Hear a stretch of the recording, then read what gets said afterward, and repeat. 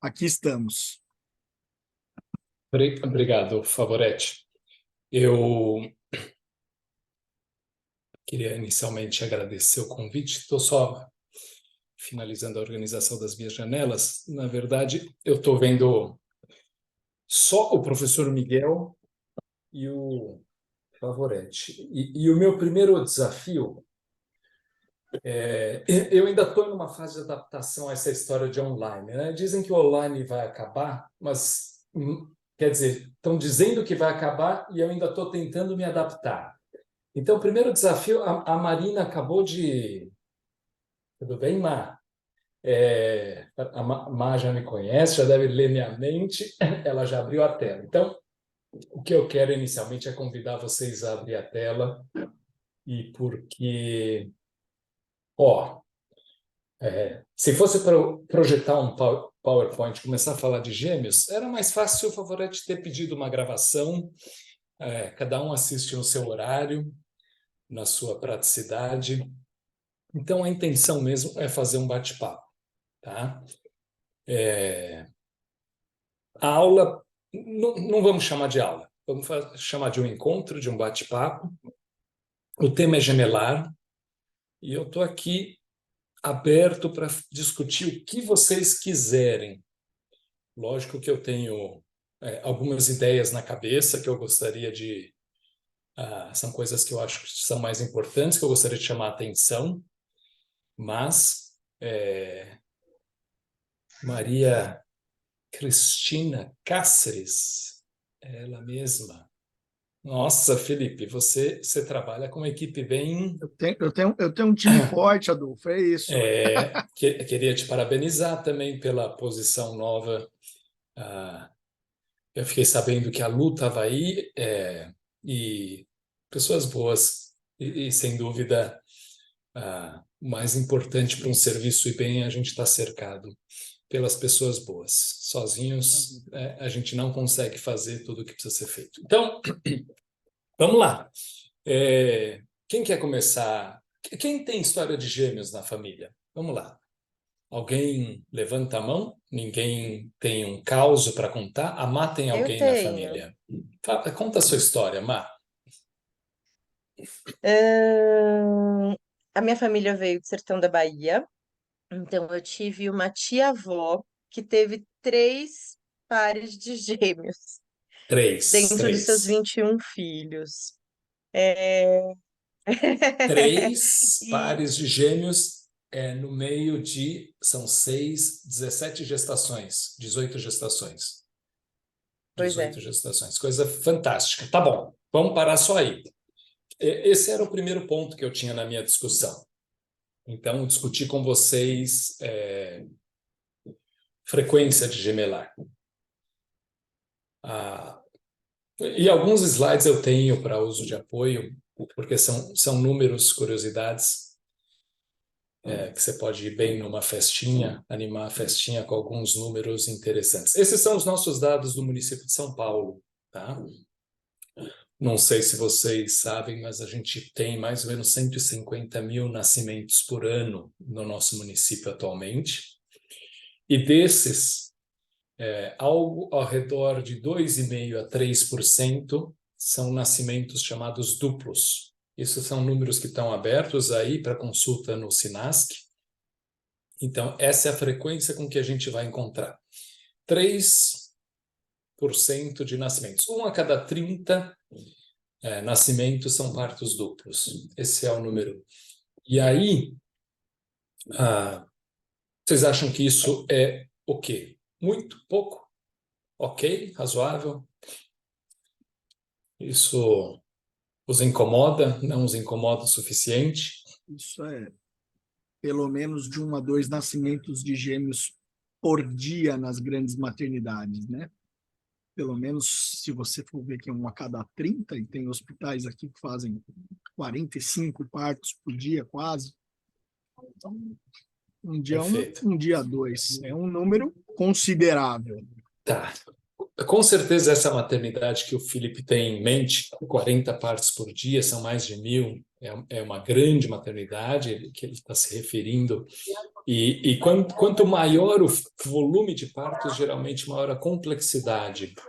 Então, é bem provável que, na verdade, a frequência de nascimentos múltiplos seja maior ainda nessa maternidade. Isso porque a primeira coisa que eu queria discutir com vocês é o nascimento duplo de origem natural e da fertilização. Eu vi o professor Caio Parente por aí, no comecinho da nossa reunião, ele ainda está aí.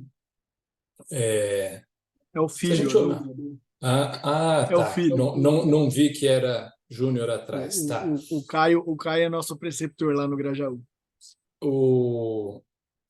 Se a gente olhar para as gestações naturalmente concebidas, qual que é a nossa frequência? Estima-se em torno de 1 a 1,5% seja a taxa de nascimentos gemelares, tá? Agora, se a gente olhar para o grupo que vem da fertilização in vitro, se for um grupo bem contido, comedido, você deve ter uma taxa de gestação gemelar de cerca de 20%. Essa é a meta, é uma espécie de indicador de qualidade, porque a gestação dupla é considerada um efeito colateral, né? Um efeito não desejável da fertilização assistida. E é por isso que a gente vê esses números maiores aqui num grande centro. Esse é um número bem diferente do que a gente vê no resto do Brasil. E esse provavelmente é um dos motivos porque o Favoretti traz essa discussão pelo perfil da maternidade que vocês estão tratando, né? São gestações de alto risco, então vocês devem drenar um pouco mais de gêmeos. E é muito simples entender essa história, né? Se algo é mais comum, a gente tem que entender se ela é mais importante pela repercussão que ele traz. E aí eu vou só trazer para vocês, acho que esse slide mostra bem para vocês as repercussões de uma gravidez gemelar. Se você tiver prestes a embarcar num passeio, né? E o seu guia turístico te fala, bom, tem uma chance de mais ou menos 8% de algo dar muito errado nesse passeio. A gente pode ter um PT no meio desse caminho, 8%. Vamos arredondar para 10%. Quer dizer, de cada 10 viagens que esse cara faz, uma dá ruim. Ele não volta para contar a história.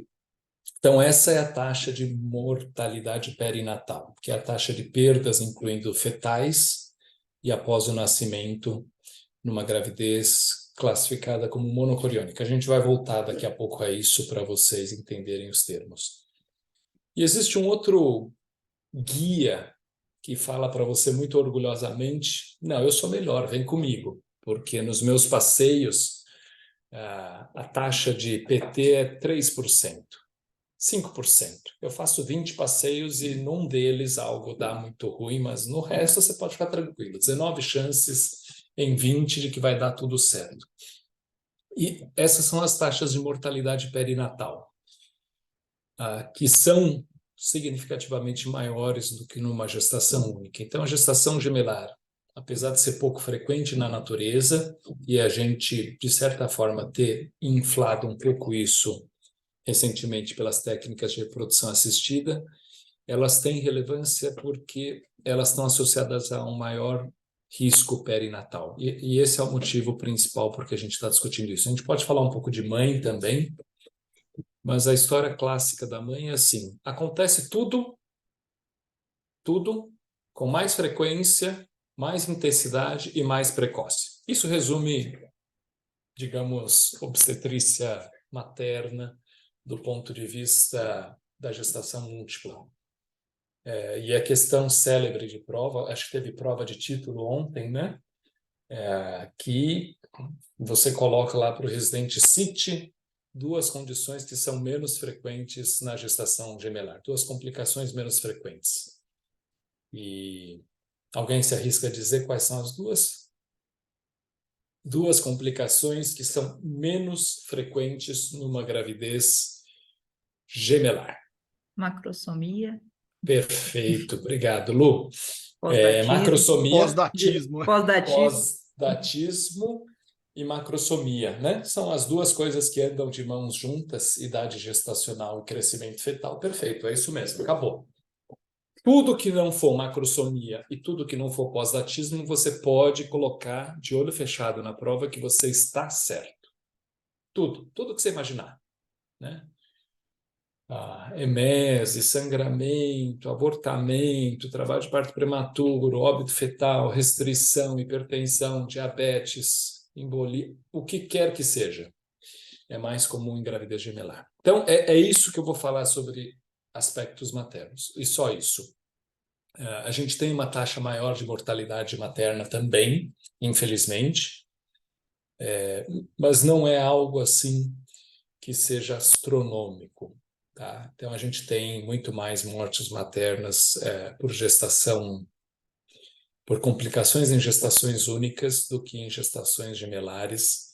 Então, isso não é o nosso ponto. E, na verdade, o manejo não vai mudar nada. Da mesma forma como a gente cuida da gestante hipertensa, a gente vai cuidar da gestante hipertensa gemelar.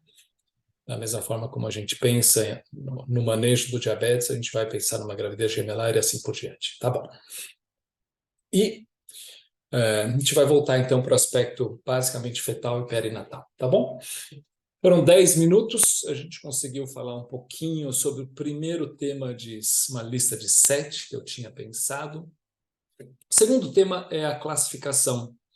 Eu já coloquei uma classificação para vocês que é o modo de concepção, né? E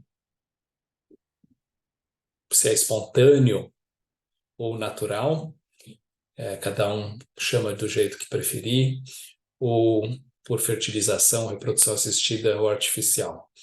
Mas, na verdade, o que interessa mais a gente é uma classificação chamada corionicidade. Tá? E, na verdade, a corionicidade é aquela brincadeira que eu fiz dos 2 guias. Se você escolhe o primeiro guia, que tem uma taxa de perda de 1 em 10, você está falando de uma gravidez monocoriônica. Se você fala do segundo guia, que tem uma taxa de perda de 1 a cada 25%, você está falando da gestação dicoriônica. Córion vem da palavra... corionicidade vem da palavra córion, que é o número de placentas. Agora, antes de falar de número de placentas, eu queria só revisitar um outro conceito, que é o da zigoticidade, né? Você tem um óvulo fecundado por um espermatozoide, é uma célula inicial que prolifera, vira uma mórula, blastocisto, massa celular interna, placenta, feto, membranas.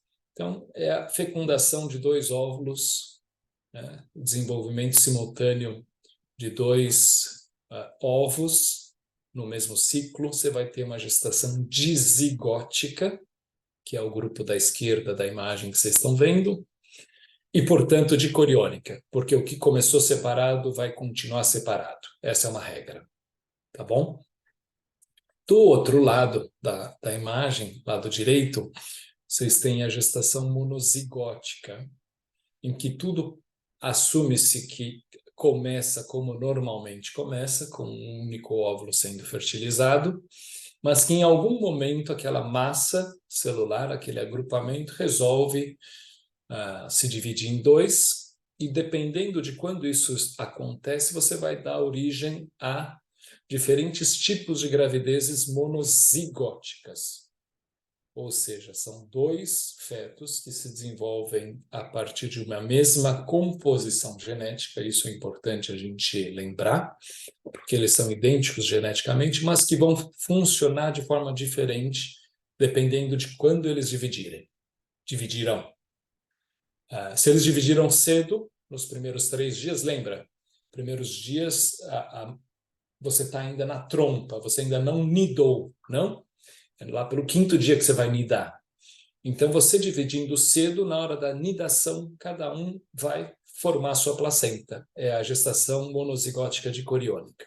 que vai ser igual ao primeiro grupo que eu falei. Se você já nidou, implantou, essas células trofoblásticas já se diferenciaram, né? Sincício trofoblasto, citotrofoblasto, e aí essa divisão vai ocasionar uma gestação monocoriônica, geralmente diamniótica. E se a divisão for muito tardia, quando as membranas já se formaram, aí é uma monocoriônica monoamniótica. Isso a gente vai resgatar mais para frente, no momento da resolução. Mas lembrem dessa classificação. E a classificação é simplesmente para vocês poderem contar para os pais se afinal eles estão passeando com o guia turístico número 1 ou com o guia turístico número 2. E eu acho que se eu fosse grávido hoje, eu gostaria muito de saber com que guia eu estou passeando, com que guia essa aventura está sendo conduzida, quais são os meus riscos nessa gravidez. E o objetivo da classificação é justamente poder estadiar, né? Classificar a gravidade dessa gestação. Então, já mostrei o diapositivo para vocês dos riscos, né? Os monocoriônicos têm um risco maior, tanto de óbito fetal, quanto de um pouquinho maior de óbito neonatal, tá? Pelas complicações inerentes à monocorionicidade. Tudo bem? E eu acho que a primeira mensagem importante que todos deveriam guardar é que corionicidade determina prognóstico e ela pode ser determinada ultrassonograficamente, desde que o ultrassom que é feito seja feito no primeiro trimestre. Tá? Então, nessa imagem, vocês veem do lado esquerdo várias fotos. A primeira com 6 semanas, só a imagem de saco gestacional, a primeira à esquerda em cima. A segunda, logo abaixo, já com as 2 vesículas, ainda com sacos bem definidos, separados. E aí surge a imagem dos 2 embriões, que vocês conseguem ver na seta, né, dentro de cada uma dos sacos. E, finalmente, o famoso sinal do lambda, tá? Que é visto ao redor de 12 semanas quando a gente faz a translucência. Mas a verdade é que a melhor época para fazer diagnóstico de cronicidade é até antes de 12 semanas, para quem tem o fortúnio de fazer um exame de ultrassom precoce na gravidez. E, de preferência, com um profissional que seja qualificado para fazer esse tipo de diagnóstico, né? E no lado direito, as imagens correspondentes às monocoriônicas. Mais em cima, à direita, um saco gestacional com 2 vesículas, né? 2 anéis. Aí a gente vê na imagem diagonalmente oposta, além das vesículas, os 2 polos embrionários. E, finalmente, as imagens com as setas são o famoso sinal do T, que caracteriza o monocoriônico diamniótico com 12 semanas, tá bom? Isso que também é clássico em questão de prova de título, de residência, tá? Então é isso, tá bom.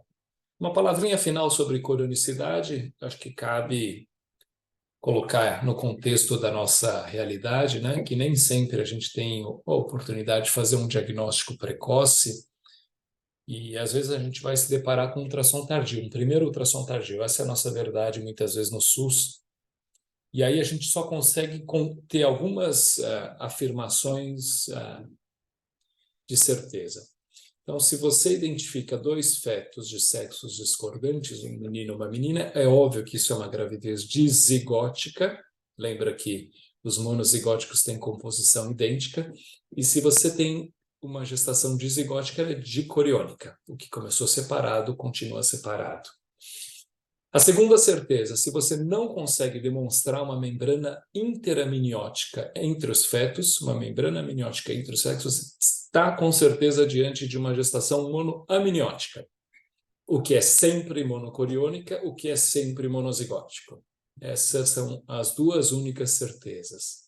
E a terceira é se você conseguir demonstrar muito facilmente no ultrassom que você tem 2 placentas separadas, fisicamente separadas. Uma em cima, outra embaixo, e não se encostam. O problema é que a maioria das vezes a gente vai ter a famosa massa placentária única, quando uma placenta está muitas vezes encostada na outra, você já não sabe mais se são duas casas geminadas ou se é uma casa só, né? Uma placenta só. Então é isso, tá bom?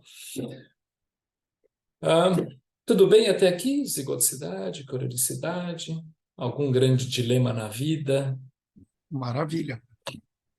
Qual que é a pegadinha? Então, eu já escutei algumas vezes, né? Pessoas falando, se é dicoriônico, é sempre dizigótico. Certo ou errado?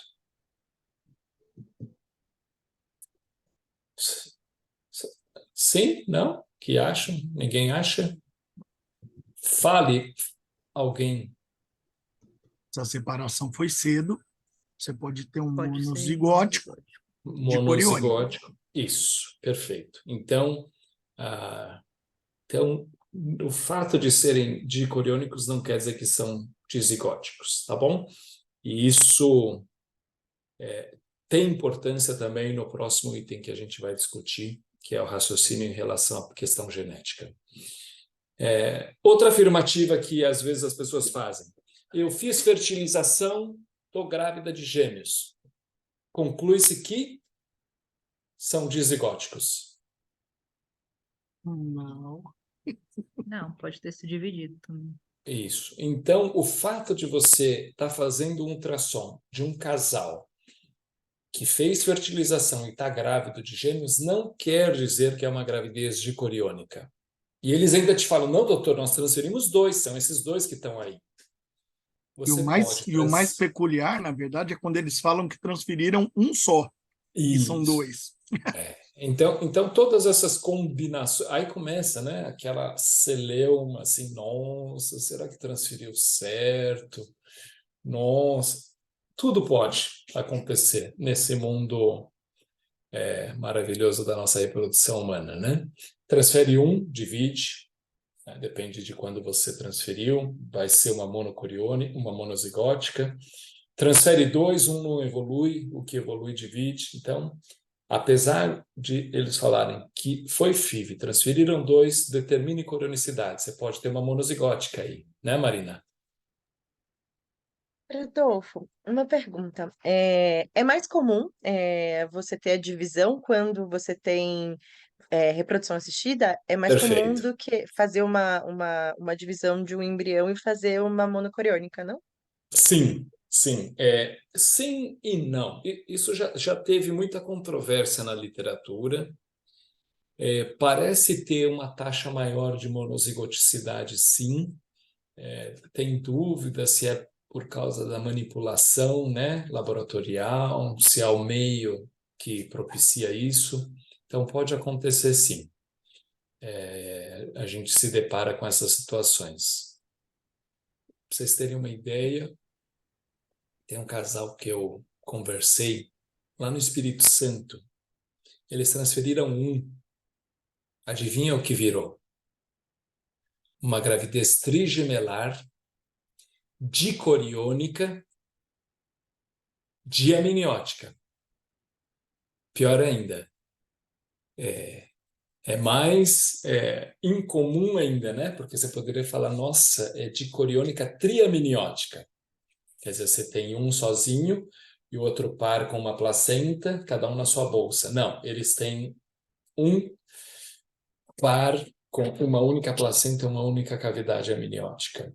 Então, esses são as evidências de que tudo pode. Dividir cedo e ainda ter uma divisão tardia depois da placentação. Tá bem? Então tá, vamos... Isso foi só um pontinho para tentar deixar vocês um pouco mais Doutor emocionados Adolfo, com a história. e Fala, Lu! biopsiar ou não o embrião tem a ver? Tipo, cutucar, fazer ele dividir mais? Não Não, se sabe? não tenho esse relato. A gente vai ter uma mesa no final do mês, daqui a uma semana, aliás, duas, no simpósio de fetal. Eu vi que o Emerson Cortes está lá, o Pedrinho Monteleone também, a gente pode provocar eles com essa pergunta. Eu não tenho conhecimento dessa. Eu pensei que você ia me perguntar, Lu, se a gente deveria fazer biópsia embrionária. Mas essa é uma outra discussão. Vamos lá. Essa é uma dúvida, né? Se essa biópsia do trofoectoderma, que na verdade eles biopsiam trofoectoderma, né?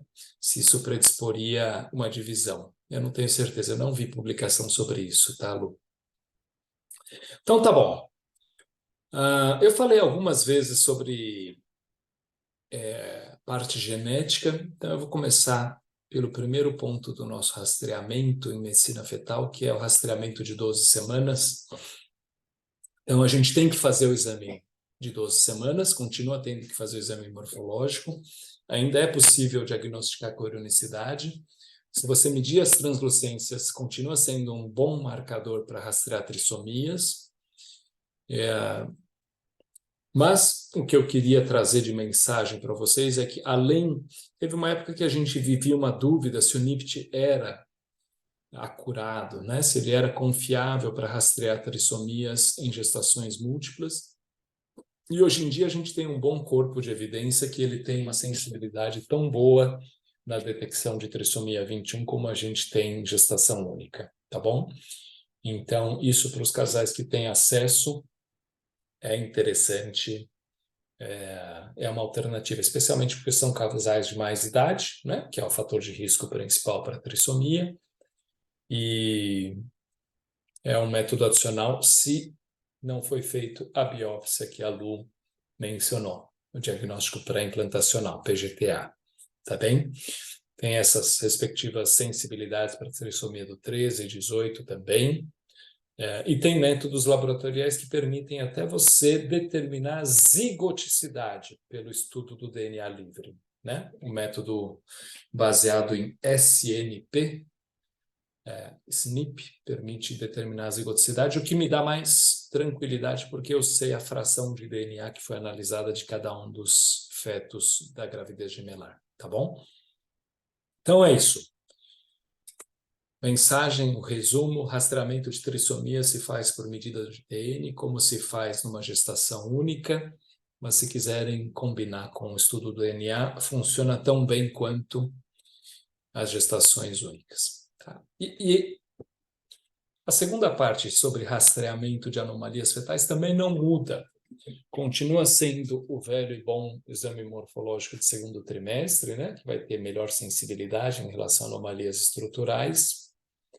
E o detalhe é lembrar vocês que a gestação, especialmente pós-fertilização in vitro, e gestação, mesmo que naturalmente concebida, mas se for monocoriônica, tem indicação de ecocardiografia fetal, tá? Durante a gestação. Então, essa é uma das indicações formais de ecocardiografia. Muita gente pede ecocardiografia para toda gestante, mas alguns serviços não podem se dar o luxo disso, não tem exame disponível, então a gente tem que selecionar para quem a gente oferece. Então, gemelar monocoriônico e gemelar pós-FIV se encaixa nisso. Por quê? A gente sabe hoje em dia que as gravidezes pós-FIV têm tem uma incidência maior de anomalia estrutural. Praticamente todas as anomalias estruturais, mas as cardíacas em especial, tá bom? Então tá, acabou medicina fetal aqui. Na verdade, anomalias fetais, que foi conceito clássico de medicina fetal, termina aqui. O que eu queria falar com vocês agora é um pouquinho sobre o que interessa de verdade. A última meia hora da aula, da nossa discussão, vai tratar dos dois principais temas que são relevantes do ponto de vista de mortalidade perinatal. Se você tem uma corte inglesa de milhares de gravidezes múltiplas acompanhadas, é um dado populacional. Então, quando essas crianças morrem, elas morrem do quê? Primeiro, primeira causa mortes, complicações da prematuridade. 1/3 das mortes são por nascimento prematuro. 1/5, 20% por hipóxia, leia-se restrição de crescimento, insuficiência placentária, seja lá o nome que vocês preferem dar a isso. E aí você começa a perceber que alguns morrem depois que nascem, outros são tão graves que morrem já dentro da barriga, a coluna de óbito intrauterino. E só em terceiro lugar aparece a causa mortes, complicações relacionadas a anomalias, né? Malformações, trissomias, etc. E o tema tão atraente que é a transfusão, que é tão fascinante, na verdade, é a quarta causa, que é a transfusão feto-fetal, que a gente vai pincelar bem de leve, porque populacionalmente o que interessa é a gente tentar evitar prematuridade e restrição de crescimento. Evitar, eu digo, lógico que a gente não consegue, mas como boa parte da obstetrícia, a gente muitas vezes só consegue acompanhar de perto, né? E está a postos para agir quando a gente percebe uma situação iminente de risco. Prematuridade é um pouco disso, infelizmente, tá? Então, a curva que eu tinha mostrado para vocês é só para vocês perceberem a diferença, como os gêmeos têm uma curva de distribuição de nascimento que a gente chama desviada para a esquerda, né? Então, toda a distribuição de partos acontece mais cedo, de maneira que se você olhar para parto prematuro grave, abaixo de 32 semanas, como a literatura tem considerado, se isso acontece em menos de 1,5% das gestações únicas, isso acontece em 10% das gestações gemelares. E lembrem-se, aí esse casal que entra em trabalho de parto prematuro não está entrando com uma criança sob risco da prematuridade, né? São os dois que nascem prematuros. É um peso maior ainda, né? Porque é uma preocupação, são os seus dois filhos em risco ao mesmo tempo. Então, é por isso que prematuridade ainda é o nosso maior pesadelo. A gente tem muito pouco a fazer, infelizmente. Se a gente for sintetizar a literatura de forma muito prática, você, engravidou de gêmeos, você tem risco de parto prematuro. Na verdade, se você considerar a prematuridade abaixo de 37 semanas, é certo que metade dos gêmeos nascem prematuros, porque a idade gestacional média de nascimentos é 36. Se você falar, não me interessa a prematuridade, eu quero saber a prematuridade grave, aquela que deixa sequela, aquela que mata ainda. 32 semanas são esses 10% que a gente falou, tá bom? Marcadores de risco para prematuridade. Então, se a sua gestante gemelar chega e fala, olha, eu já tive um outro parto prematuro anterior, aí você se preocupa, já começa a se preocupar bastante. E se durante a gravidez você lembrar que tem que pedir um ultrassom para medida de colo ao redor de 23 semanas, e esse ultrassom endovaginal mostrar um colo curto, aí você fica um pouquinho mais preocupado ainda, porque esse é o segundo melhor marcador de prematuridade para a gravidez gemelar, tá? Sempre endovaginal, época recomendada 23 semanas, bexiga vazia, né? Várias medidas, registrar a menor medida, assim vai. Isso é mais para um público especialista. Agora, também não é que tem um colo curto, acabou o mundo, nossa, não é assim. Essa é uma tabelinha interessante para explicar para o casal o valor preditivo, né? Ou o risco, o odds ratio. Olha só, que se você olhar para mulheres gemelares com colo entre 20 e 25 milímetros, a taxa de prematuridade para 30 semanas é 9%, 32 é 14%. Eu não vou nem ler a coluna das 34 semanas, vamos só nos ater a 30 e 32 semanas, que ainda são desfechos críticos, né? Se você falar para um colo realmente curto, entre 10 e 15, ainda assim essa mulher tem uma chance de 50% de dar certo. Não é assim que colo de 15, nossa, colo de 15 dá palpitação. Em mim dá. Mas ainda é um colo que é viável. Metade dá certo. Mas é a oportunidade de tentar fazer alguma coisa. E essa alguma coisa, segundo a literatura, a única coisa que dá para ser feita no colo curto ainda é progesterona. Tá? Colo curto, as meta-análises aí indicam que ele diminui a taxa de prematuridade e diminui a morbidade perinatal. Então, além de mostrar uma menor proporção de nascimentos prematuros, diminui o desconforto respiratório, diminui a mortalidade perinatal nas revisões do Romeiro. Tá? Então, gemelar, se a gente consegue identificar alguma coisa que está prestes a acontecer, é medir o colo, identificar um colo curto e dar progesterona se estiver curto. Não quer dizer que quem tem colo com medida normal não vai ter prematuridade. Ainda existe uma grande parte dos nascimentos prematuros no grupo com medida normal, porque o valor, a especificidade não é tão boa, né, Favoretti? Adolfo pergunta. Aqui a gente está falando dessa meta-análise. É meta-análise de gemelar com colo Sim, curto ou isso. gemelar lato sensu. São 6 estudos randomizados de gestações gemelares com colo menor que 25, que é o critério que hoje a gente adota para colo curto, né? Teve muita discussão, polêmica em torno desse trabalho egípcio de 2016. O trabalho foi retratado, mas mesmo refazendo a meta-análise sem o trabalho, continua mostrando significância, tá? Por questões éticas envolvidas, o trabalho foi retratado, mas o Romero acabou fazendo uma reavaliação dessa meta-análise dos dados e continua valendo a conclusão de que progesterona é efetivo em gemelar com colo curto. Tá bem? Minha pergunta seria, eu estou até vendo a Marina olhando para cima, está viajando, né, Marina? Você já sabe que veio, né, Marina? E o Pessário, Adolfo?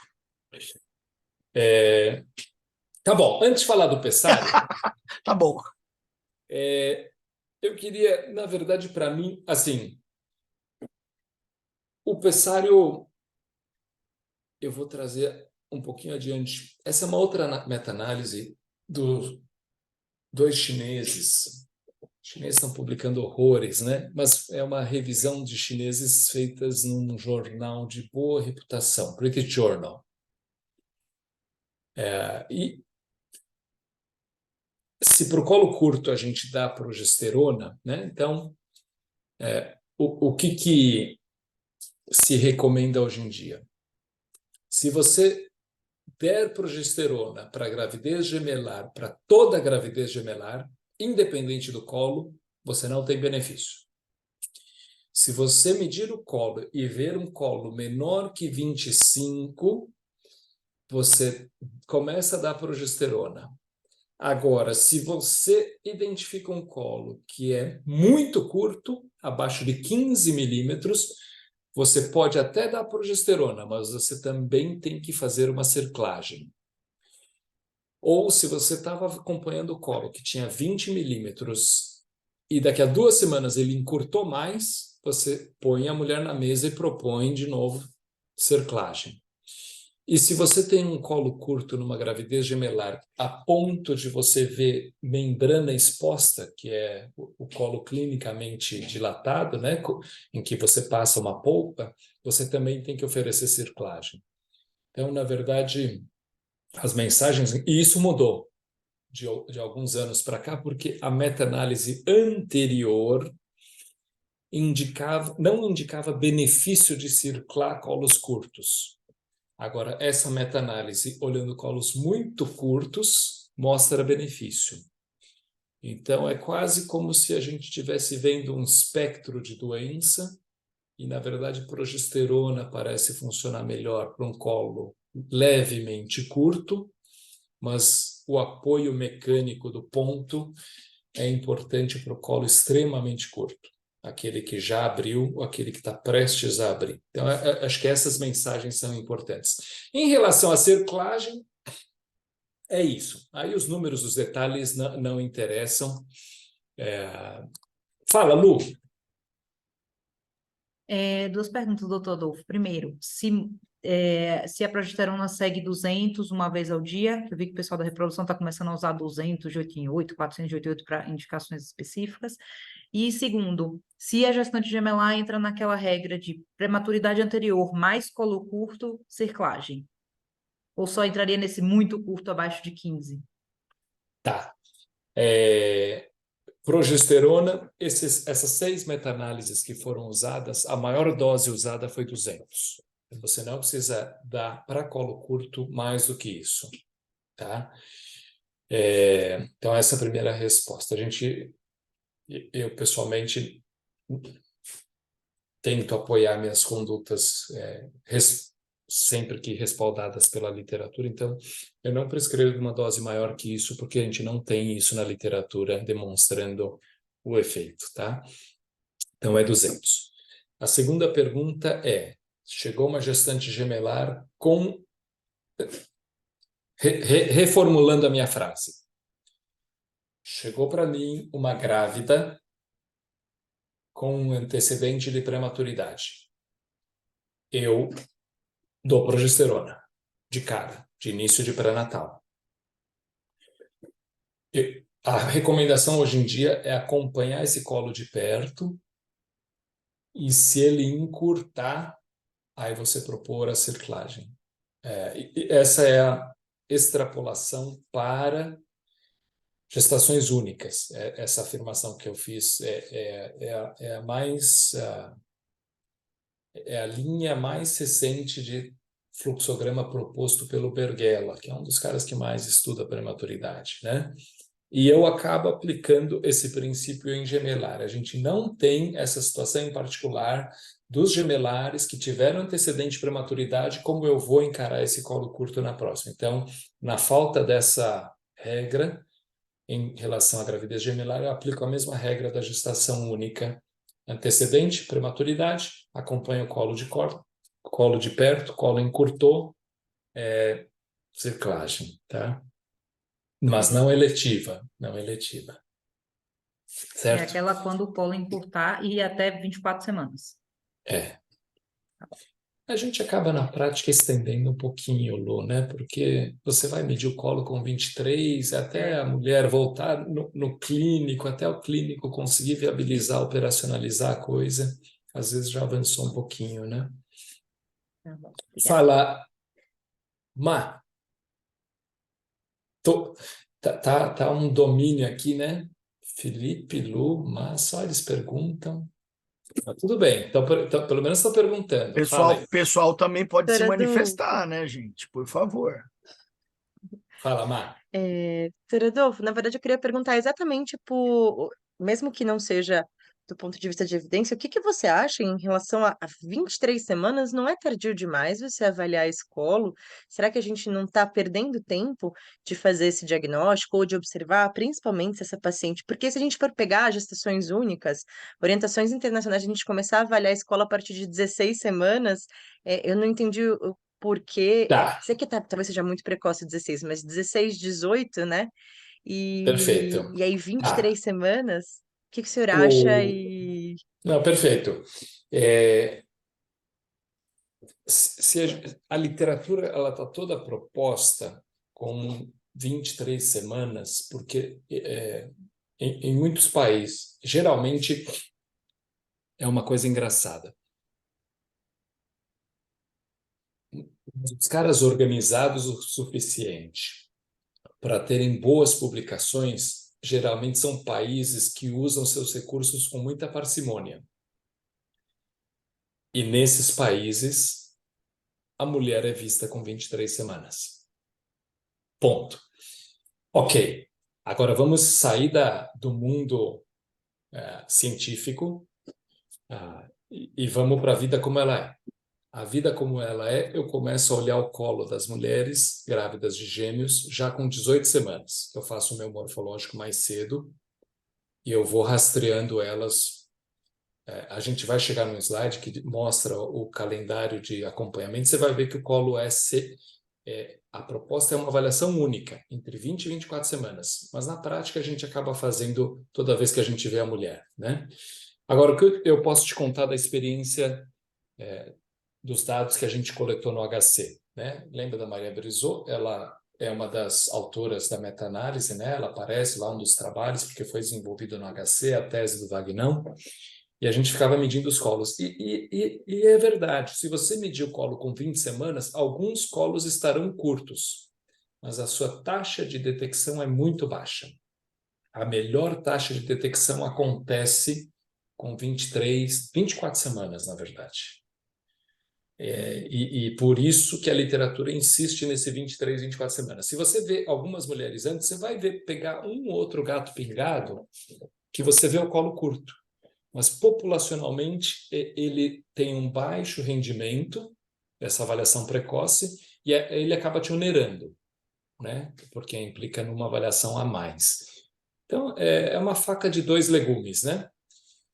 Ou você gasta mais, mas aí você tem que criar condições para ver essas mulheres tanto mais, ou você gasta menos e tenta mirar num único ponto em que você tem o melhor rendimento. E esse ponto seria 24 semanas. Né? Perfeito. Obrigada. Tá bom. Mas eu não. Putz, espera aí, fiz besteira. Eu queria pausar e acho que eu já estava demonstrando, né? Aqui. Essa é a resposta para o Pessário, Favoretti. Um estudo randomizado, se eu não me engano, ele é holandês. São gravidezes gemelares, né, em que o Pessário foi colocado e ele não conseguiu mostrar diferença no desfecho. E aí teve outros estudos olhando especificamente em gemelar com colo curto, Exato. e ele continua não conseguindo mostrar benefício. Então, para quem usa, vai ter publicação que respalda, que mostra algum benefício, mas para quem não usa, também vai ter publicação que vai falar, olha, você está autorizado a não usar. Não é algo consensual, unânime na literatura, não. Tá bom? Então, fica progesterona e ciclagem. Isso. Progesterona, se o colo for abaixo de 25, e circlagem, se o colo for abaixo de 15 milímetros, ou já tiver aberto. E, óbvio, circlagem também nas indicações clássicas da mulher que tem o diagnóstico de uma insuficiência istmo-cervical, né? Prévia por história obstétrica, etc. Tudo bem? Doutor Adolfo, só uma última pergunta sobre isso da circlagem. A gente tem evidência para gestação única de circlagem só pelo colo muito, muito curto, abaixo de 15, sabe dizer? Ou isso é específico para gemelar? Isso foi específico para gemelar, essa meta-análise. Eu não estudo tão de perto a literatura dos colos muito curtos em gestação única, para te dizer. Não sei se alguém está familiarizado, acompanha de perto, se essa é uma indicação formal. Mas esse estudo foi específico gemelar. Tá. A revisão do Lee, que eu estou mostrando na tela para vocês, é específica em gemelar. Mas você levantou um ponto interessante e é bom essa provocação. É disso que a gente gosta, né? Quando a gente chega para dar uma aula e sai com outra dúvida. Então, eu prometo para você que até o final da semana vamos ver o que a literatura fala. Gestação única, com colo muito curto, que não tenha o histórico que caracteriza a insuficiência istmo-cervical, se a gente deveria estar circulando. Eu te falo. Muito bom, vamos atrás disso. Tudo bem? Deixa eu avançar aqui para a última parte. 3 slides mais, vai. Na verdade, a gente já está quase a 10 minutos do final. Falei que ia dar em 40 minutos, eu estava otimista demais. A segunda fator determinante de desfecho perinatal diverso é a insuficiência placentária, né? E a gente sabe que gêmeos nascem menores. Não nascem só mais leves porque nascem antes. Se a gente olhar para a mesma idade gestacional, nitidamente o peso de nascimento de uma gravidez gemelar, da população dos gêmeos, que está pintada em vermelho aí na tela, é diferente da distribuição de peso da gestação única, que é essa curva em azul. Então, tem uma sobreposição, você vê que uma boa faixa do vermelho acaba ficando abaixo da faixa azul, especialmente conforme o tempo vai avançando. E esse é um dos pontos de discussão em relação a que curva usar para definir restrição de crescimento fetal, tá? Mas eu vou levar vocês para o que é talvez o ponto mais atual, que é uma revisão dos critérios que definem restrição de crescimento, né? Não sei se vocês já estão habituados a usar os novos critérios definidos pelo consenso de especialistas para gestação única, né? Então, leva em consideração não somente mais peso menor que o percentil 10, mas leva em consideração uma combinação de achados. Às vezes você pode ter um peso menor que o percentil 10, mas acima do percentil 5, se o Doppler for normal, hoje em dia a gente já não chama mais esse caso de uma restrição, né, academicamente. Então, houve esse mesmo debate entre especialistas e esses são os novos critérios propostos para definir a verdadeira restrição de crescimento fetal em gravidez gemelar. Então, se você tiver uma estimativa de peso fetal menor que o percentil 3, isso já é o suficiente, critério único suficiente para você definir restrição. Porque não se espera que fetos tão pequenos possam ser considerados normais. Esse é o conceito por trás. Se você tem peso menor que o percentil 10, mas acima do percentil 3, aí você, para caracterizar a restrição, precisaria ter pelo menos aí um outro achado. Por exemplo, uma alteração do Doppler da artéria umbilical, um aumento da resistência, né? Ou você precisaria ter uma discordância maior que 25%. Discordância só existe em gravidez gemelar, né? Em casa, todo mundo tem com a sua mulher, com o seu marido, mas em obstetrícia a gente só tem discordância em gravidez gemelar, tá bom? Que a minha esposa não esteja ouvindo isso, né? Mas a gente não tem discordância em casa, só o que ela fala. Mas entre nós, entre casais, aí em gêmeos o que é discordância? Peso do maior menos peso do menor, a diferença dividido pelo peso do maior. Se isso dá mais do que 25%, a literatura chama isso de gravidez gemelar com discordância de pesos fetais. Diferença maior que 25%. Então, isso caracteriza restrição de crescimento. Então, a combinação de 2 desses 4 achados. Tá bem? Atualmente, esses são os critérios. Aí a dúvida que surge é se você aí usa uma curva de gravidez única para definir esses percentis de corte, ou se você usa uma curva de gemelar. Aí é um debate filosófico, que não vamos entrar no caso aqui, mas se vocês olharem a linha vermelha contínua, ela é o percentil 10 da curva de fetos únicos.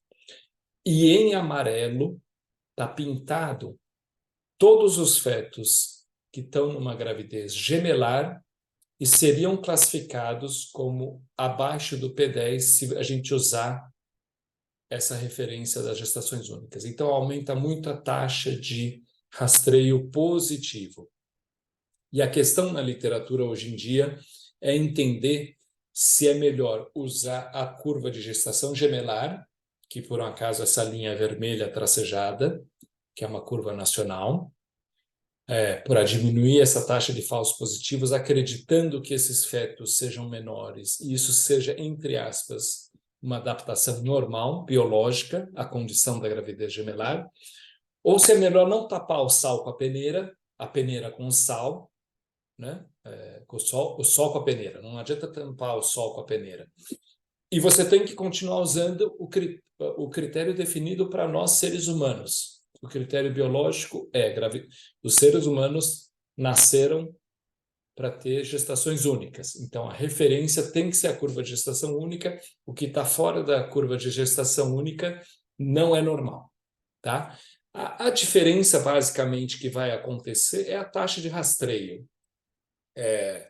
Então, é um slide complicado, mas a gente tem 2 trabalhos já relativamente grandes aí, em cada um dos lados do Oceano Atlântico, um nos Estados Unidos, um no Reino Unido, mostrando como que desempenharia o rastreamento usando curva de gestação única, curva de gemelar, e aparentemente usar a curva de gestação única não melhora desfecho, aumentando muito a taxa de falsos positivos. Por enquanto, é esse dado que a gente tem, é uma aplicação aí de mais ou menos 2 anos atrás. Desde eu olhei isso recentemente, não teve nenhum dado ao longo desse ano, né? O estudo do BRIFA, que é o do Reino Unido, saiu em 2022, é de 1 ano só. Então, eu continuo olhando os meus gêmeos pela curva desenvolvida no HC e me sinto respaldado com esses dados que foram publicados aí entre 2021 e 2022 para definir restrição segundo a curva de gêmeos, tá? Esses são os valores para quem quiser ter de fácil acesso, tira uma fotinha, guarda no celular, consegue consultar rapidinho num plantão ou no consultório se o peso está adequado. São os percentis 10, 50 e 90 para cada semana em gêmeos brasileiros, não complicados, tá bem? E, tudo bem? E 2 palavras finais, uma sobre STT. Bom, manejo de restrição, não vou entrar em detalhes, né? É Doppler, vitalidade, líquido, perfil, aquelas coisas de sempre. Então, o grupo monocoriônico, que sempre aparece aí, a questão da transfusão feto-fetal, a mensagem que tem que ficar estampada na nossa cabeça é: monocoriônico, um feto com pouco líquido, outro feto com muito líquido, isso é transfusão feto-fetal. Ponto. Esse é o critério básico, fundamental. Lógico, você pode ter outras coisas, né? Doppler alterado, você pode ter hidropsia, mas tudo começa com divergência de líquido. Não tem STT sem divergência de líquido. Então, esse é o sinal que vocês têm que procurar, porque é uma condição tratável. Se vocês fizerem laser ou fizerem amniodrenagem, vocês melhoram o desfecho dessas gestações. Lógico, o laser é muito melhor, mas a gente não pode fechar o olho para o fato de que o laser não tem em todo lugar, então a amniodrenagem às vezes é o único recurso disponível, tem que ser usado mesmo assim, tá? Mas se tiver laser, melhor.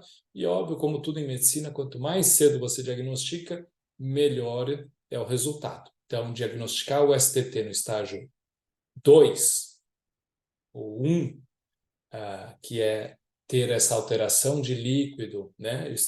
Estágio 2, ter a bexiga totalmente vazia do doador durante o exame inteiro, o resultado em termos de sobrevida é maior, essa linha 86 e 58, versus você tratar um STT quando você já tem alteração de Doppler, que é o inteiro 3, tá?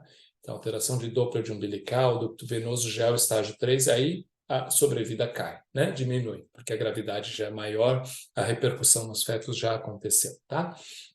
E aqui, vamos finalizar aqui. Esse é o esquema proposto para a gente acompanhar. Então, dá muito trabalho acompanhar a gravidez gemelar, né? Se você está no grupo do dicoriônico, a proposta é 12 semanas, o rastreamento da corionicidade e das aneuploidias. Com 20, 22 semanas, você vê que ele pula 8 semanas, ele fica sem olhar, os caras ficam sem olhar a gravidez gemelar lá fora, se for dizigótico, dicoriônico. Com 20 semanas, você vai avaliar o colo, fazer anatomia, avaliar, obviamente, crescimento, e a partir disso eles vêm mensalmente, cada 4 semanas, com o objetivo principal de identificar a restrição de crescimento fetal, né? E sempre associando biometria com Doppler. Esse protocolo é de 2015, mas eles já percebiam na época que o Doppler, na verdade, era o elemento fundamental para você diferenciar o feto que é pequeno, né, tá abaixo do P10, mas provavelmente constitucional, daquele restrito já com alteração de Doppler, que agora entrou 3 anos depois no consenso dos especialistas, que é critério diagnóstico de restrição. Então, por isso que todo ultrassom do gemelar agora tem que incluir o Doppler da artéria umbilical, tá? E na coluna da direita, né, os quadros rosas mostram aí o segmento do monocoriônico, que literalmente é quinzenal. A partir de 16 semanas, você olha quinzenalmente e você não pode falhar. Não pode falhar. Eu já me atrevi a falhar. É aquela paciente que você vê, fala, tá tão bem, tá tão bonitinho, você fica com dó da mulher, puta, ela tem que fazer aquela viagem para vir. Fala, ai, vamos pular dessa vez, a gente faz daqui a 3. Toim. Chega daqui a 3, tá aquele STT que você queria ter visto mais cedo. Então, é lição aprendida na dor. Eu não espaço mais do que 2 semanas hoje em dia monocoriônico. Eles são uma caixa, é aquele equilíbrio instável. De novo, eu e minha mulher, equilíbrio instável, né? Estamos lá assim na berlinda, a qualquer momento a coisa desanda. É a mesma coisa. Segmento quinzenal e, de novo, além de ver líquido, sempre a insistência em ver Doppler da artéria umbilical, e nos monocoriônicos o Doppler adicional que se faz é da cerebral média, né? A partir do momento que ele é factível, você mede a velocidade máxima, porque você quer surpreender uma outra complicação que é menos discutida, né? Menos falada, que é a anemia policitemia, que também se propõe tratamento hoje em dia, né? Para alguns casos, tá bom? Então, essa é o roteiro de segmento para gravidez mono e di. Por isso que precisa diagnosticar corionicidade tão cedo. E eu falei lá atrás, quando eu falei dos monoamnióticos, que eu voltaria a falar sobre eles no final, na resolução da gravidez. Eu acho que esse é outro ponto que é importante, que a gente já tem evidência que norteia a prática obstétrica muito claramente. Como, da mesma forma como no começo da gravidez a gente fez diagnóstico de corionicidade para definir prognóstico, a gente tem que se mexer frente a essa informação. E um dos momentos que a gente tem que se incomodar, porque a informação está lá para ser usada, é no parto.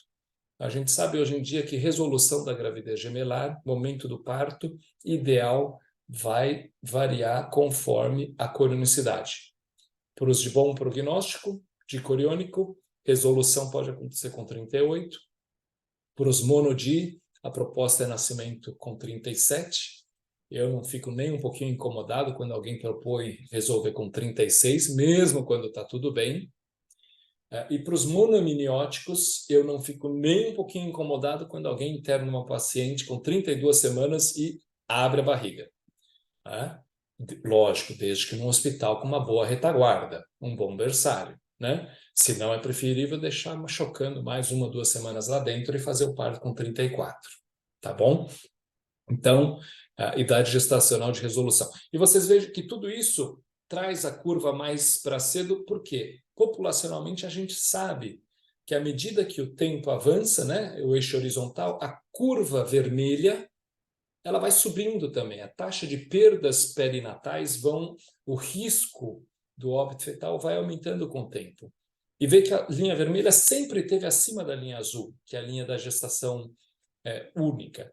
Então, o gemelar é uma gravidez de maior risco, tá? Então, a gente tem que estar ciente de que quando a gente chega a 37, 38 semanas, o motivo que a gente propõe a resolução, mesmo quando está tudo bem, é porque esse risco já está excessivo. Já é maior do que o risco que a gente conta numa gestação única de 42 semanas. E eu acho que eu conto nos dedos quantos obstetras hoje têm coronélia para deixar a gravidez chegar a 42 semanas. Então, deixar a gravidez gemelar e além de 38 é um exercício muito grande para as coronárias, tá? E lembre-se que são 2, nesse momento, em risco, né? Então, é isso.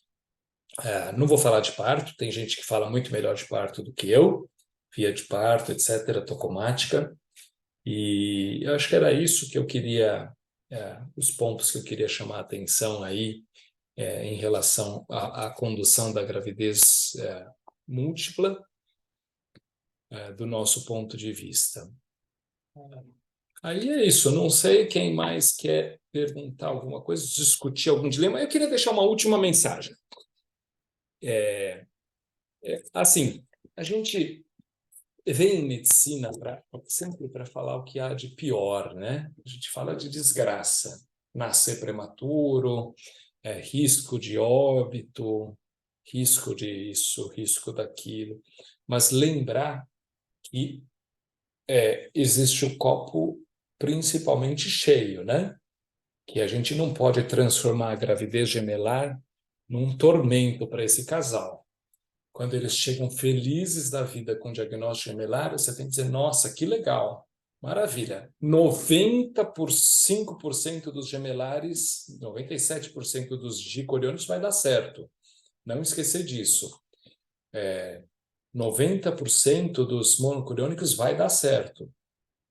O que a nossa obrigação é obstar ao lado, né? Acompanhar essa gravidez de perto para perceber cedo aqueles 5, 10% que alguma coisa está descarrilhando antes que tombe, tá? Não é que todo trem gemelar vai descarrilhar, pelo amor de Deus.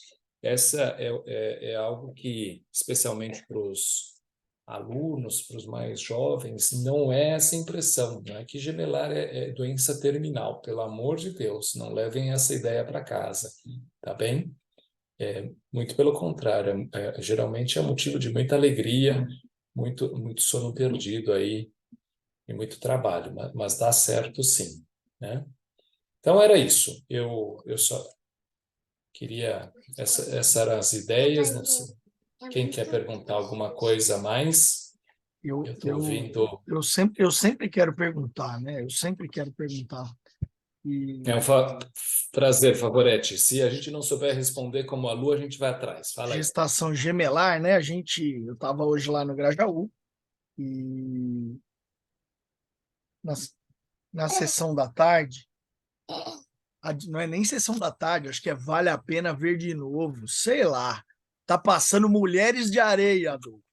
Eu queria saber se você lembra se a boa é a Raquel ou a Ruth. Essa é a minha pergunta para você no fim dessa aula.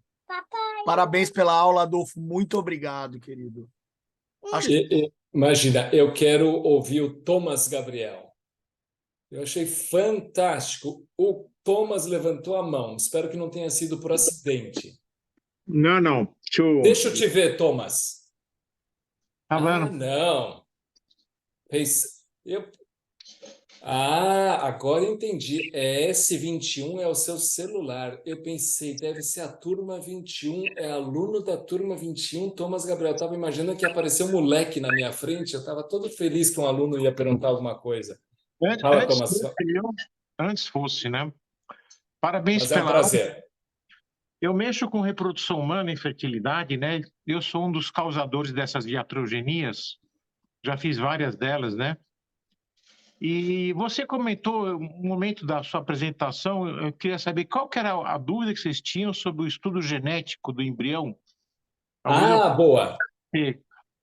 Miklos, é o seguinte, a gente... a dúvida foi se as biópsias para PGTA favorecem com que eu tenha aquela cisão de um monozigote, a geração de um gemelar, um par monozigótico. Se isso é favorecido, se a gente entende alguma coisa, o meio ambiente, né, aquele meio de cultivo, a biópsia, a manipulação, que favorece a ocorrência de uma gestação monozigótica.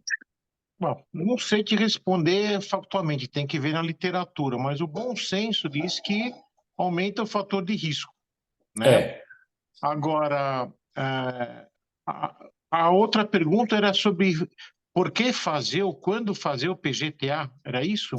Sim, se a gente deveria estar fazendo tanto PGTA, porque assumindo, justamente nessa linha intuitiva de que quando você biopsia, você pode estar criando condições que favoreçam uma cisão e uma criação de uma gravidez monozigótica, e a gente às vezes vê muita biópsia sendo realizada mesmo em casais jovens, hoje em dia. Se a gente estaria aumentando o peso no lado da balança dos eventuais efeitos negativos de uma biópsia.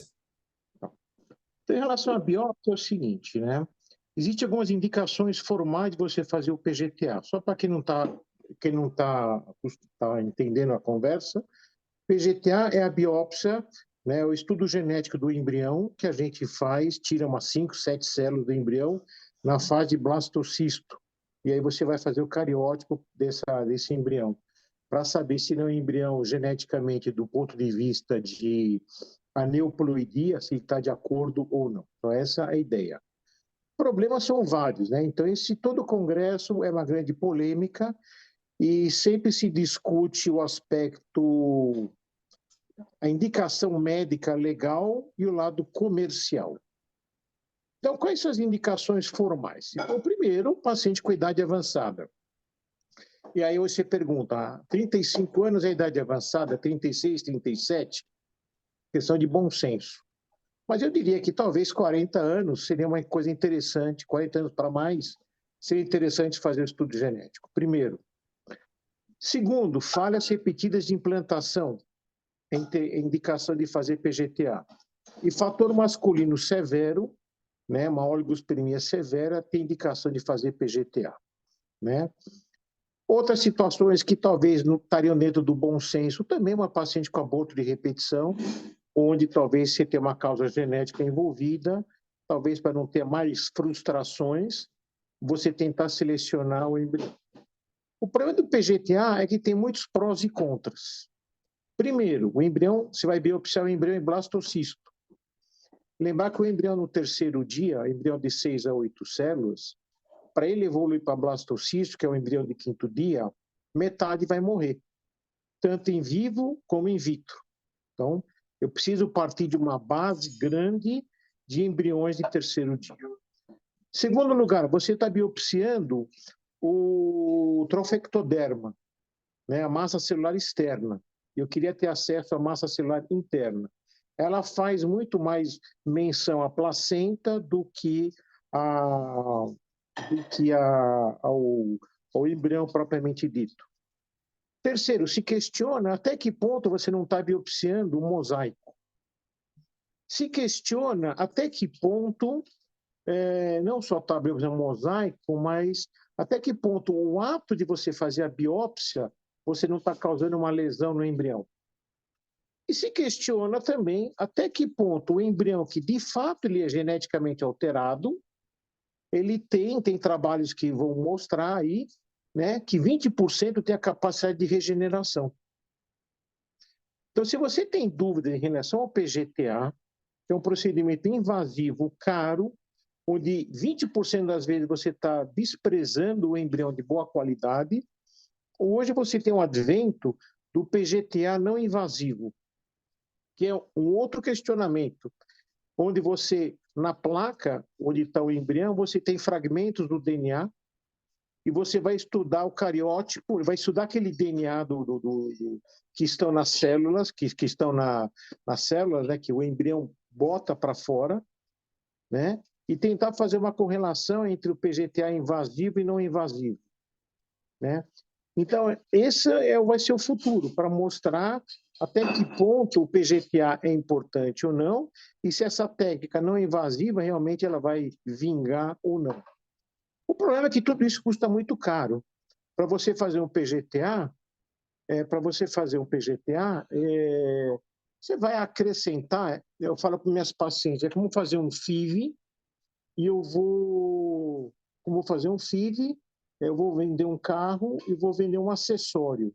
E acessório vai custar quase metade do carro, sem ter certeza do resultado. Então, quando se falarem de estudo genético, tem que tomar muito cuidado. E eu falo para os meus residentes, e eu insisto, lamentavelmente, né? Medicina é business. E PGTA é um elemento desse business. Então, serviços que fazem estudo genético rotineiramente, olhe que algo de estranho está acontecendo. Então, não é nem 8, nem 80. Tem as suas indicações formais, tá certo? E algumas são realmente indiscutíveis. Idade avançada, falha repetida de implantação e fator masculino severo. Não sei se acrescentou em alguma coisa, mas é isso que você vai falar com o Cordes, sei lá, semana que vem, né? Manda um Bom, abraço pra ele. Lembrando Não. que a filha do Cordes é nossa aluna, viu, Adolfo? Ah, é? Também tem essa, né? Vitória está, acho que no sexto, passou para o sétimo semestre agora. É, Gente, dúvidas, professor Adolfo, por favor. Lembrando que tudo isso que a gente falou aqui, Adolfo, que a gente falou não, né? Que você falou. A gente está falando de gemelaridade perfeita, porque existe também a gemelaridade imperfeita, que é um capítulo à parte. Acho que um dos casos mais dramáticos que eu vivi eram fetos coligados, e um outro caso de gemelar imperfeito que me salta aos olhos é a memória, era um em que o feto 1 era uma mola completa e o feto 2 era um feto normal. Então, essas foram os casos de gemelar mais escabrosos, talvez, que eu já tenha tido. Gente, alguém quer fazer mais alguma pergunta? Tem mais dúvidas? Bom, Adolfo, queria te agradecer, querido, mais uma vez, uma aula brilhante, como sempre. Queria te dar um feedback, eu me inspirei na sua aula, e hoje eu dei aula para o sexto semestre no Kahoot. Ah, Olha é? aí. Que legal.